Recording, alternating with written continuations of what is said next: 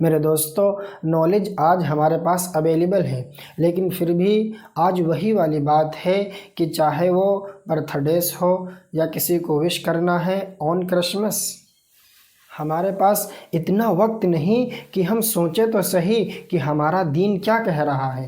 تو جہاں پر ٹیکنالوجی کا ایڈوینٹ ہوا ہے، اس کے ساتھ ساتھ میں یہ سمجھتا ہوں میرے بھائی کہ ہماری پکڑ بھی اتنی ہوگی کہ نالج تمہارے ساتھ ساتھ تھا۔ You where so busy in this Warli life کہ تمہیں تو فکر ہی نہیں ہوئی کہ تم دیکھتے تو صحیح کہ تمہارا دین کیا کہہ رہا ہے۔ ہمیں دین سیکھنا چاہیے۔ اگر ہم دین سیکھیں گے نہیں تو یہ ہماری لائف ایسے ہی گزر جائے گی، ہمیں پتہ ہی نہیں چلے گا کہ ہمیں کون سا عمل کرنا ہے، کون سی چیز کرنی ہے اور کون سی چیز نہیں کرنی ہے، کیا ہمیں کرنا ہے اور کیا نہیں کرنا ہے، یہ ہمیں پتہ ہی نہیں چلے گا، یہ ہمیں معلوم ہی نہیں ہوگا۔ کون سی چیز حرام ہے، کون سی چیز حلال ہے، کیا دین میں حرام ہے اور کیا حلال ہے، اس کی پہچان ہمیں کب ہوگی؟ جب ہم دین کو سمجھیں گے، جب ہم دین کو سیکھیں گے، تب ہمیں حرام و حلال کی پہچان ہوگی۔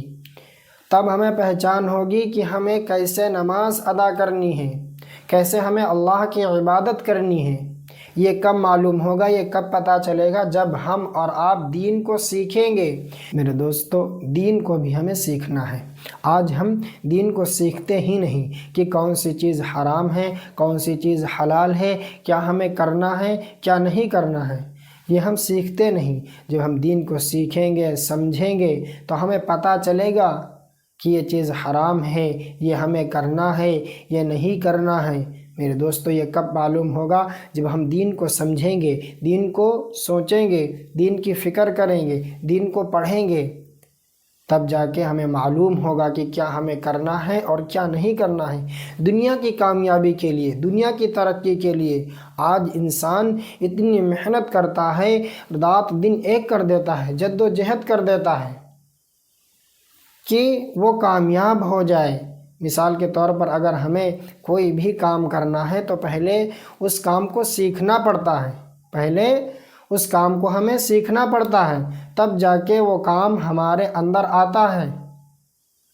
اور دین کو ہم سیکھتے ہی نہیں، ایسے ہی اس پہ عمل کرنے لگتے ہیں، ایسے ہی دین پر چل رہے ہیں۔ نہ جانے ہمیں معلوم ہی نہیں کہ ہمیں نماز کیسے پڑھنی ہے، ہمیں معلوم ہی نہیں کہ ہمیں روزہ کیسے رکھنا ہے، معلوم ہی نہیں کیا حرام ہے کیا حلال ہے، اور ہم اس پر عمل کر رہے ہیں۔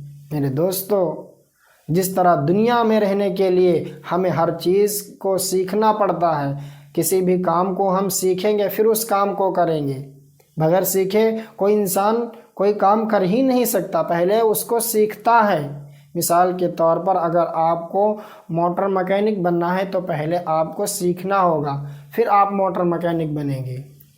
اگر آپ کو سلائی کا کام کرنا ہے تو پہلے آپ کو سلائی سیکھنی ہوگی، پھر آپ ایک سلائی ماسٹر بنیں گے۔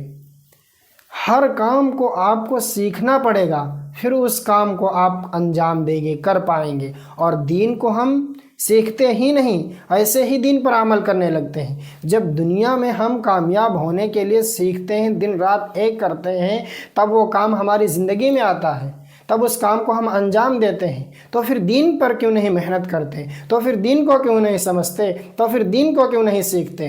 اس لیے میرے بھائیوں، ہم اور آپ دین کو بھی سیکھیں، یہ بھی بھائیوں دین کو بھی سیکھیں، یہ آپ کے لیے ضروری ہے۔ کیونکہ دین جب ہم سیکھیں گے تو ہم دنیا میں بھی کامیاب ہوں گے اور آخرت میں بھی اللہ رب العزت ہمیں کامیاب کرے گا۔ کب کامیاب کرے گا؟ جب ہم دین کو سیکھیں گے، دین پر سیکھ کر پھر عمل کریں گے۔